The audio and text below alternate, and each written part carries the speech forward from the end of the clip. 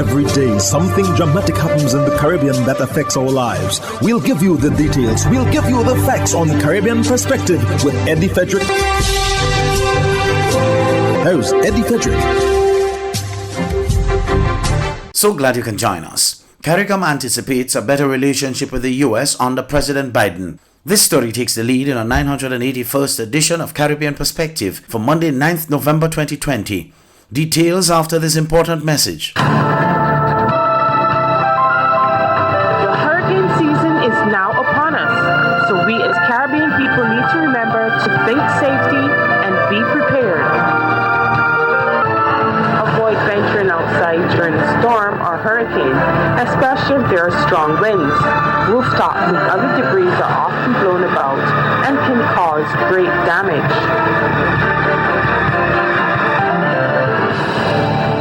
Welcome back. CARICOM Chairman Dr. Ralph Gonsalves is extending congratulations to the United States President-elect and Vice President following the announcement of their victory. Dr. Gonsalves expresses optimism that the tone of relations with the U.S. will improve and also shared his plans for the region. Renessa Cutting of TV6 News reports. CARICOM Chairman Ralph Gonsalves is anticipating what he describes as an improved tone moving forward, where it concerns engagements with the U.S. and certain countries in the region. I don't think that they're going to change too much their broad policy in relation to Venezuela. They may reduce or remove the unilateral sanctions.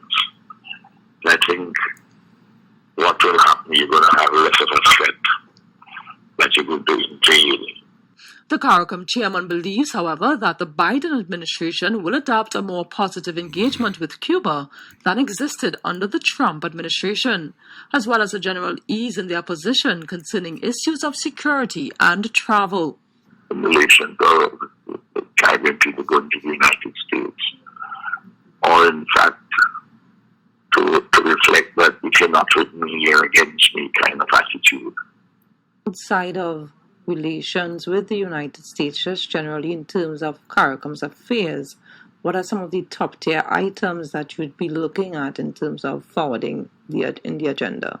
There's the issue of decriminalization. Well, not so much decriminalization of marijuana, the development of medical marijuana. I think Biden, Harris may take a more enlightened approach than what has existed under Trump's. Gonsalves says building resilience to COVID-19 across the community is also heavily engaging CARICOM's attention. Renessa Cutting, TV6 News. The number of active cases in Trinidad and Tobago is down to 600, while the country has gone another day without recording any new deaths.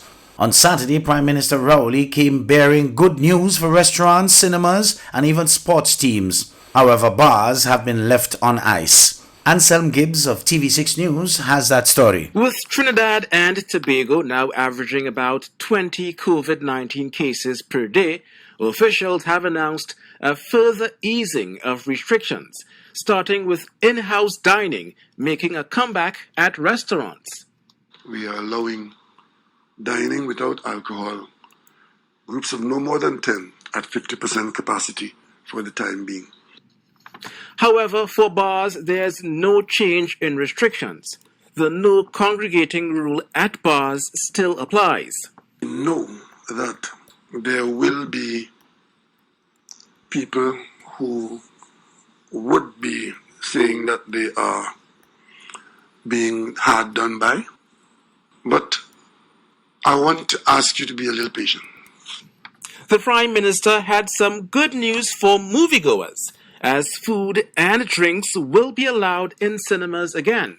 If you do have to eat, or of course you can't eat through a mask, but soon after you finish eating or whatever you're drinking, keep your mask on inside. And they are also to continue operating at 50% capacity. For places of worship, the new time limit for services is 90 minutes. And Caribbean Airlines now has the green light to increase service between Trinidad and Tobago. To add flights based on demand, but to maintain the social distancing and the rigid enforcement of mask wearing. The Prime Minister says there are no immediate changes regarding the education system, but he did say this. I am hoping that we would be in a situation in January where we can get our children back to school. And Selm Gibbs, TV6 News. Dr. Ralph Gonsalves, meantime, has won a 5th consecutive term as Prime Minister of St. Vincent and the Grenadines in that country's general election on Thursday. He spoke with TV6's political editor Joel Brown about his victory and the campaign for the election during the COVID-19 crisis and what, if any, similarities there were with Trinidad and Tobago's general election, which was also held during the pandemic. Dr. Gonsalves' first victory at the polls was in the general election in 2001. By any measure, it is something which would make people say that the man must be doing something right in order for people to repose confidence in him. And the simple fact is this, is that I love the people deeply, and they show me the love in return. And this is not love which is only manifested by words. It is by deeds. He said his victory is a humbling experience. And while his United Labour Party won 9 of the 15 parliamentary seats that were contested, Dr. Gonsalves said that in most of the seats in which the ULP had been re-elected, the party's majority decreased. In other words, where somebody would have won by 500 votes, they would win this time by 200, or, that sort of a play out. So it tells me that though the people are satisfied totally with our vision and my own leadership, that they're telling us, including a number of our supporters who stayed away from the polls, that we need to address a number of very immediate lives and livelihood issues very close to them in their communities. The campaign for the general election, as well as the election itself in St. Vincent and the Grenadines, took place during the COVID-19 pandemic. Similarly, in Trinidad and Tobago, the general election was held on August 10th during the pandemic. I'm a student of comparative politics, and I have observed, but the situations are different. Prime Minister Gonsalves told TV6 News that one difference is that St. Vincent and the Grenadines did not undertake the type of lockdown of its economy that Trinidad and Tobago did. We had restrictions. The second thing, of course, is that Trinidad and Tobago is bedeviled by, at the time of elections, of some ethnic voting. We don't have that problem. So it is not easy to transpose one set of experiences from one country to the next. But clearly, there were challenges. We began, first of all, with our campaign being essentially virtual. And then it went out into public rallies. According to the World Health Organization, from January 3rd to when Dr. Gonsalves spoke with TV6 News on Friday, November 6th, there have been 75 COVID-19 confirmed cases and 0 COVID deaths in St. Vincent and the Grenadines. Dr. Gonsalves acknowledged that the economic impact of the COVID crisis would have been a factor in his country's election. So that you would have held an election during the time of COVID when people were experiencing additional hardship brought about by this pandemic. And that's oftentimes would create in someone a reluctance to pay any attention to the political process, or in some cases actually hold it against you. So it's not of your own making, even though they will concede that you handled it well. Joel Brown, TV6 News. You're listening to Caribbean Perspective with Eddie Frederick.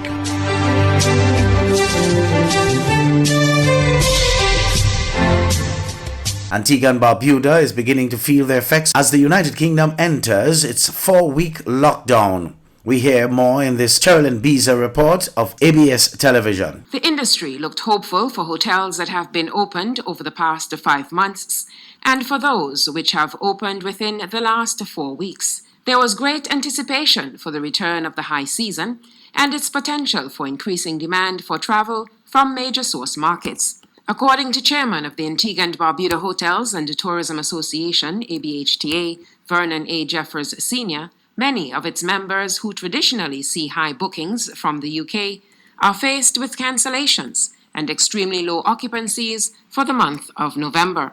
He says it is a huge financial hit for hotels that have opened, especially after implementing extensive changes to their operation with a focus on ensuring that all protocols are met and maintained.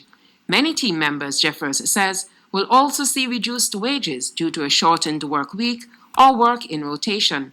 The ABHTA chairman says the harsh reality is many properties are now fighting to remain open and weather the next few weeks. Jeffers further emphasized, although November's performance will not be as anticipated, the association is looking forward to December and the normalization of flights, along with the return of the Canadian carriers. He's optimistic for strong arrivals in December, barring any extension of the lockdown, as some guests have opted to rebook in December instead of canceling their vacation. There are currently 31 major hotels now open across Antigua and Barbuda, with 15 coming into operation only within the last 4 weeks. Sherilyn Beezer reporting for ABS News. The APNUAFC has slammed a statement made by U.S. Embassy spokeswoman Violeta Talandis, which the party claims are seeking to give Minister Waldron a lifeline, while she remains in breach of the Constitution of Guyana as it relates to her dual citizenship status.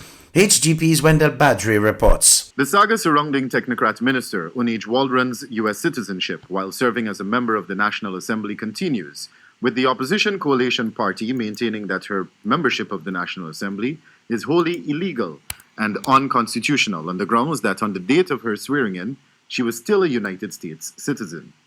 In a statement issued to the media on Wednesday, the coalition opposition condemned the statement on the matter purportedly emanating from the United States Embassy via spokeswoman Violeta Talandis, who said that renunciation of citizenship becomes official once a person appears before the consular officer under the Immigration and Naturalization Act of the United States, Section 349A5. Talandis' statement followed an ultimatum issued by Shadow Minister of Legal Affairs Roysdale Ford on Tuesday to the Clerk of the National Assembly, Sherlock Isaacs, who was asked to make the minister's certificate of renunciation of citizenship public within 24 hours or face legal proceedings. Isaacs has since stated that he is seeking legal advice in the matter.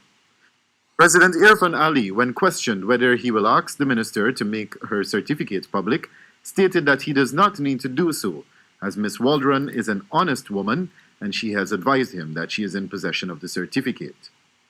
In a statement to the press in October, the embattled minister said, and I quote, "I wrote to the U.S. Consular Office on August 18, renouncing my citizenship to the United States of America with immediate effect. I was thereof informed of the administrative procedure I must comply with to obtain a certificate of loss of nationality of the United States. I complied with that process by August 27. I have since received the certificate of loss of nationality. I took the oath to the National Assembly on September 1st. That was after I renounced my citizenship of the United States of America." End quote. The coalition party submitted that the Immigration and Naturalization Service, INS, on September 1st, 2020, obviously did not grant its approval of renunciation of Waldron's USA citizenship. This approval could take several months. The party further outlined that the process for loss of nationality to the U.S. is the swearing of an oath of renunciation, payment of fees in excess of $2,000, and the approval of the U.S. Immigration and Naturalization Service, which is usually accompanied by a certificate of renunciation. Wendell Badri, Nightly News.